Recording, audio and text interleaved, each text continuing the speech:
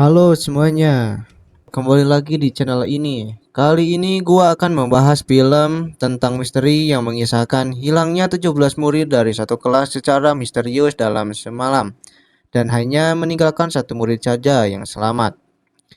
Tanpa berlama-lama, langsung saja kita masuk ke alur ceritanya. 2 tahun lalu, di kota kecil yang bernama Maybrook, sebuah kejadian mengerikan mengguncang seluruh komunitas. Suatu pagi, guru bernama Justin masuk ke ruangan kelasnya dan mendapati ruangan itu kosong, kecuali satu murid bernama Alex Lilly. Malam sebelumnya, tepat pukul 2.17 dini hari, 17 murid lain meninggalkan rumah mereka secara bersamaan dan berlari ke dalam kegelapan dengan tangan merentang, lalu menghilang tanpa jejak. Sistem keamanan di sekitar rumah-rumah mereka merekam kejadian tersebut, namun tidak ada tanda-tanda penculikan atau sosok yang memaksa mereka pergi. Polisi berulang kali menginterogasi Justin dan Alex, tetapi keduanya tidak mengetahui apapun tentang peristiwa itu. Sekolah pun ditutup selama sebulan penuh demi penyelidikan, dan berbagai pencarian dilakukan tanpa hasil.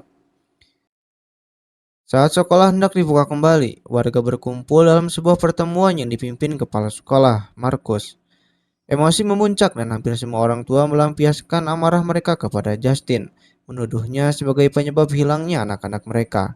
Upaya Justin untuk meyakinkan bahwa ia peduli dan menyayangi murid-muridnya justru dibalas dengan hinaan. Markus berusaha membelanya, tetapi malah dituduh ikut terlibat. Situasi menjadi begitu panas hingga seorang detektif harus mengawal Justin keluar demi keselamatannya. Sejak kejadian itu, hidup Justin perlahan runtuh. Ia mulai sering minum alkohol dan suatu hari menerima panggilan dari nomor tak dikenal yang berisi ancaman yang membuatnya ketakutan. Di luar toko, seorang pecandu meminta uang darinya, namun ia mengabaikannya. Malam hari, ketukan misterius di pintu rumahnya membuat Justin diliputi rasa cemas. Ketika akhirnya ia keluar, ia menemukan sebuah kata dicoretan di mobilnya. Keesokan pagi, coretan itu tak bisa dihapus, memaksanya berkendara ke sekolah dengan kondisi mobil seperti itu. Markus kemudian memutuskan untuk memberinya cuti dan menyarankan agar ia fokus pada kesehatan mentalnya. Alex sendiri telah dipindahkan ke kelas lain dan terlihat baik-baik saja. Namun Justin dilarang mendekatinya karena dianggap sering melampaui batas profesional di masa lalu. Tekanan itu membuat Justin mengalami kehancuran emosional di parkiran sekolah. Ia melaporkan vandalisme dan ancaman tersebut ke kantor polisi, di mana ia tanpa sengaja bertemu mantan kekasihnya, Paul. Malamnya mereka bertemu di sebuah bar. Paul menunjukkan kepedulian terhadap kondisi Justin dan mengungkap bahwa rumah tangganya sedang retak. Mereka akhirnya menghabiskan malam bersama di rumah Justin. Pagi harinya, Justin mengantar Paul pulang sambil mengeluhkan lambannya penyelidikan polisi. Obsesi Justin terhadap kasus ini semakin dalam. Suatu sore, ia menunggu bus sekolah dan mengikuti Alex hingga ke rumahnya. Rumah itu tampak tertutup rapat dengan jendela-jendela yang dilapisi koran. Ketika tidak ada jawaban dari dalam, Justin menyelinap ke halaman belakang dan mengintip ke dalam. Ia melihat kedua orang tua Alex duduk diam tak bergerak di sofa, menciptakan pemandangan yang sangat tidak wajar. Saat ia melapor kepada Markus, ia justru dimarahi karena dianggap menguntit murid.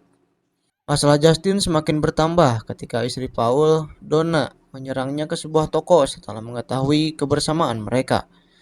Donna meluapkan amarah dengan menyiramkan alkohol ke tubuh Justin sebelum akhirnya diseret pergi oleh pegawai toko. Malam itu, Justin mengalami mimpi buruk tentang ruang kelasnya, di mana Alex menatapnya dengan riasan badut yang menyeramkan. Ia terbangun dalam ketakutan, dan ketika terjaga, ia sempat melihat sosok perempuan berambut merah yang merayap di langit-langit rumahnya sebelum menghilang seketika. Keesokan harinya, Justin kembali mengawasi Alex pulang sekolah. Saat itu mencoba mendekat.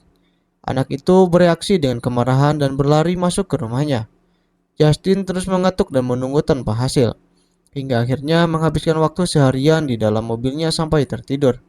Menjelang malam, seorang keluar dari rumah tersebut dan mendekatinya secara diam-diam, memotong selai rambut Justin tanpa ia sadari. Di sisi lain, seorang ayah bernama Archer tenggelam dalam depresi mendalam sejak anaknya termasuk di antara yang menghilang. Ia terus-menerus memutar ulang rekaman kamera keamanan, berharap menemukan petunjuk kecil yang bisa menjelaskan kemana anak-anak itu pergi.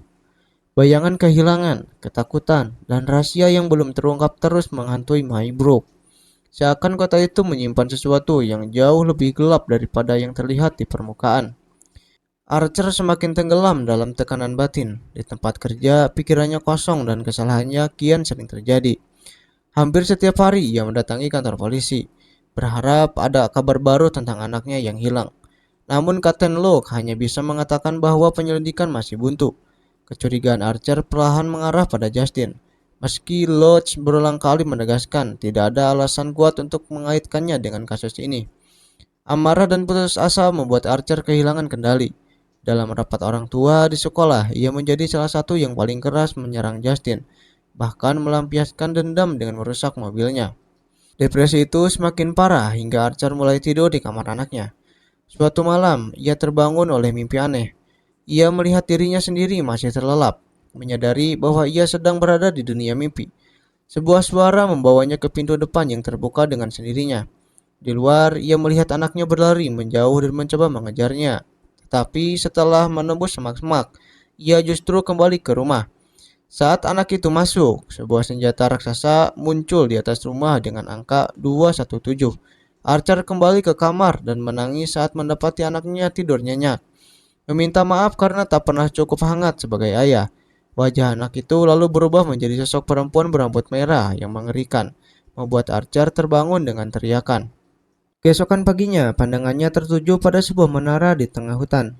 Dari sana, sebuah ide muncul. Archer menggambar peta, menarik garis dari rumahnya ke arah tempat anaknya berlari dalam mimpi. Ia lalu mendatangi rumah-rumah lain yang anaknya juga menghilang, meminta rekaman kamera mereka. Setelah mengumpulkan beberapa arah pelarian, ia menandai semuanya di peta dan menyimpulkan bahwa titik pertemuan garis-garis itulah jawabannya. Dalam perjalanan menuju lokasi itu, Archer bertemu Justin di pom bensin dan kembali meluapkan amarahnya. Tiba-tiba Justin melihat Marcus berlari dengan wajah berdarah dan tangan terentang, seperti anak-anak yang hilang. Marcus langsung menyerangnya, menjatuhkannya ke tanah dan mencoba mencekiknya. Archer berusaha menarik Marcus, namun justru terhempas. Kesempatan itu membuat Justin berhasil melarikan diri ke dalam toko. Marcus mengejar.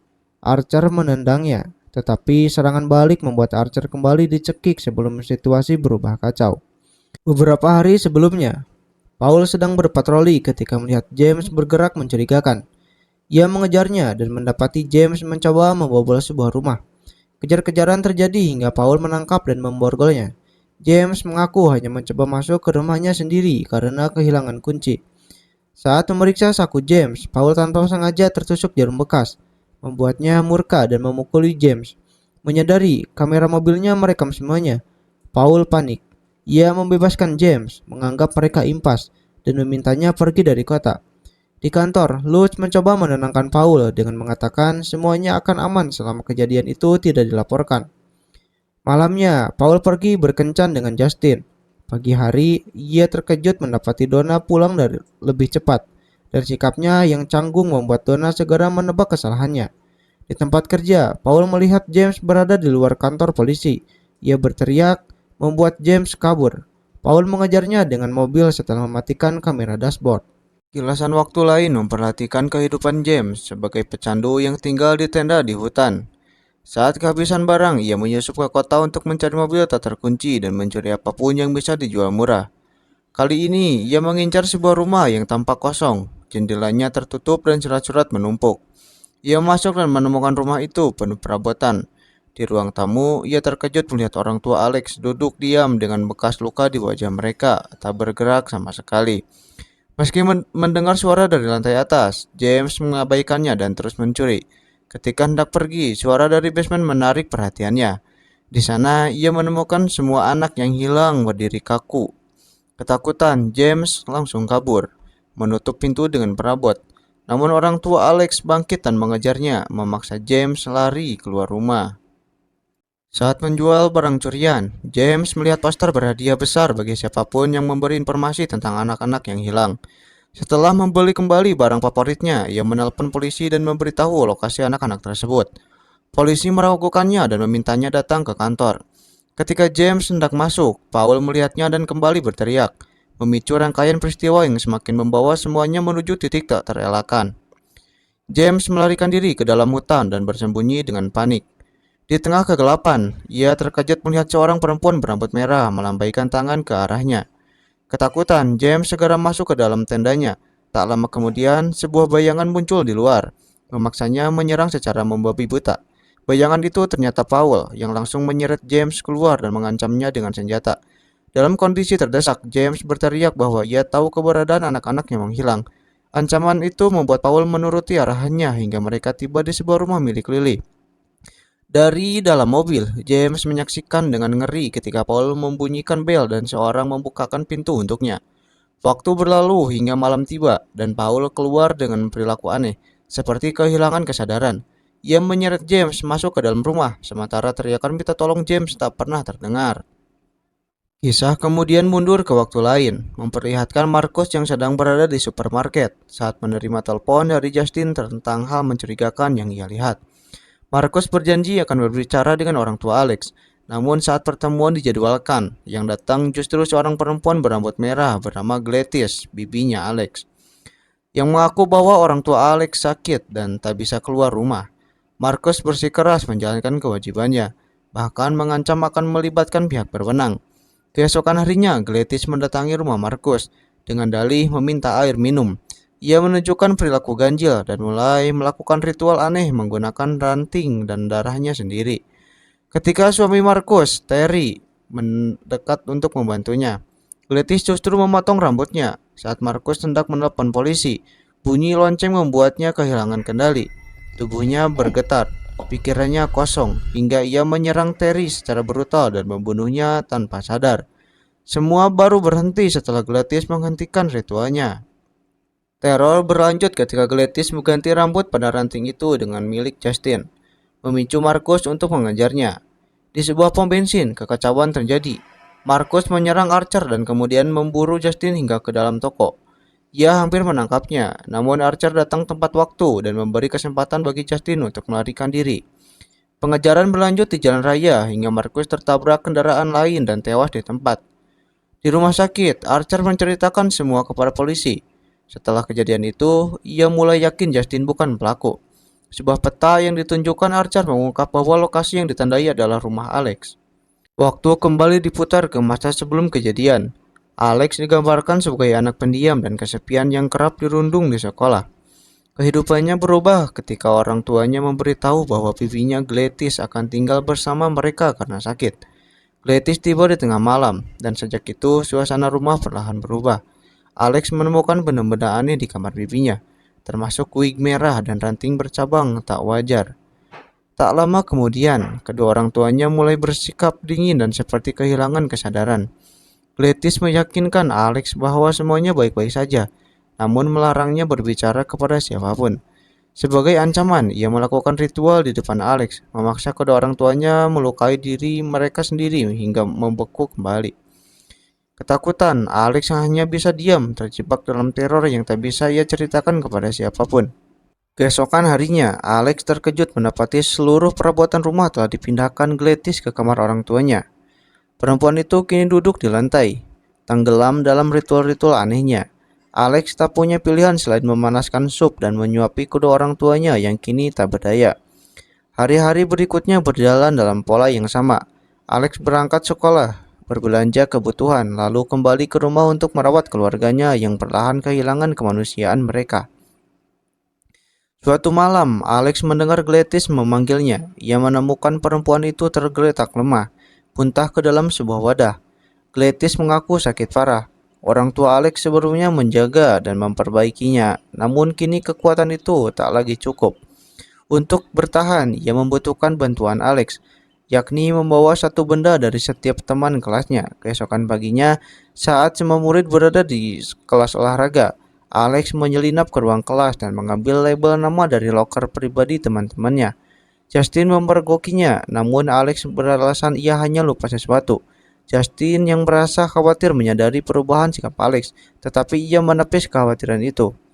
Di rumah, Alex menyerahkan label-label tersebut di depan kamar Gladys. Malamnya, suara aneh membangunkannya. Dari tangga, ia melihat Gladys menghancurkan label-label itu ke dalam mangkuk.